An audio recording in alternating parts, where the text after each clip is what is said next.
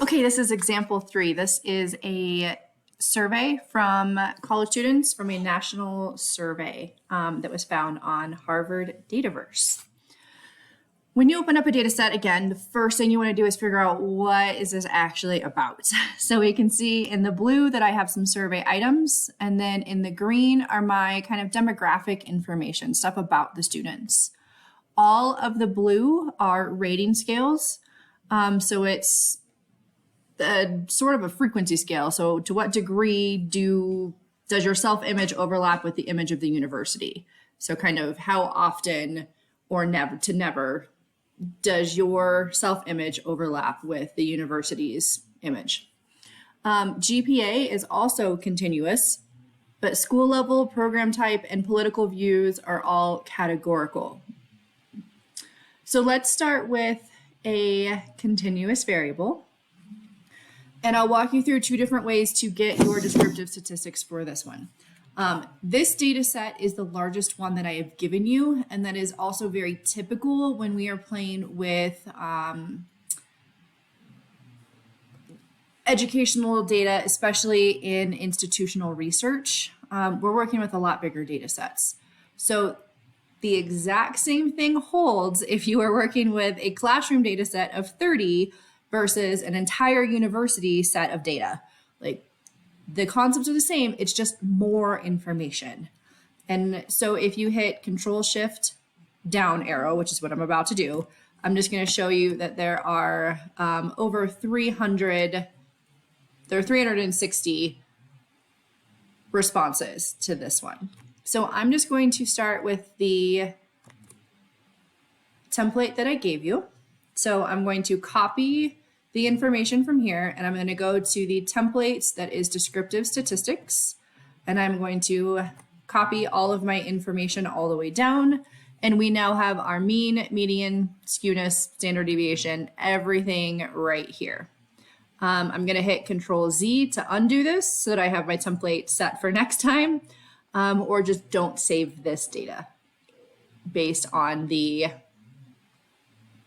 template. So save the template as something else if you want to save this information. So I'm just going to hit undo, and now I could go back to my other one and I could highlight the next one right here. So we could do that again.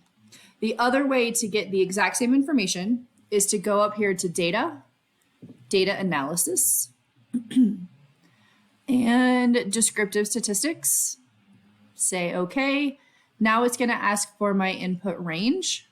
This matters if you include labels or not. I'm going to include a label just for the heck of it. Copy that, make sure that I click that. I want summary statistics. Then I'm going to say okay. And you can see right here, I have the exact same mean, median, all of that information. Skewness, everything is right here. So you can do everything in this Excel document with your data. I would just rename this descriptives, however you want, correlations, t-tests, anything, if you're going to do everything in Excel. So going back to our data, GPA again would be continuous, so we would do the exact same thing with mean, median, and mode.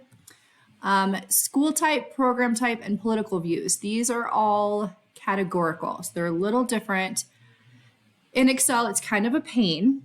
But again, the way that I'm going to do this is I'm going to go to data sort up here, make sure that it's clicked that your data has headers, and I'm going to sort it by school level. So I have to look at my code book either here or in Canvas, and note that school type is 1 for undergrad and 2 for master's and doctoral level. So I'm just going to highlight how many 1s do I have. Whoop, too far. So I'm going to highlight all of my 1s. I'm going to look down here and see that I have 269 1s.